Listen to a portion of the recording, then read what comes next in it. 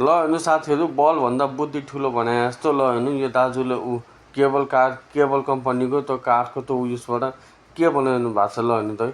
मजाले ढोका बनाउनु भयो, ढोका बनाएर जाली हाल्नुभयो ल हेर्नु। यो कुखुराको खोर बनाइरहनु भएको दाजुले ल हेर्नु त।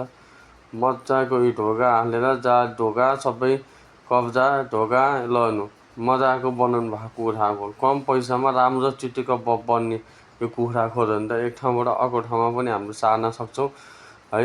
ल हेर्नु माथिपट्टि काटेर लाइन बत्तीहरू पनि जडान गइसक्नु भयो ल हेर्नु। कति चिटिक्क कति राम्रो देखिएको छ ल हेर्नु त। ल भुसा पनि हालिसक्नु भयो कुखुराको लागि। ल दाना कुखुराको दाना पानी दिने भाँडो ल हेर्नु पानी दिनलाई पनि माथिबाट दिनु मिल्ने तलबाट दिनु नपर्ने है। कति सजिलोसँग चल्ला पनि हालिसक्नु भयो। यो तरिका तपाईँलाई कस्तो लाग्यो ल भन्नु है। यो कुखुराको खोर तपाईँलाई कस्तो लाग्यो? राम्रो लाग्यो भने कमेन्ट होइन फलो गर्नु होला है। धन्यवाद।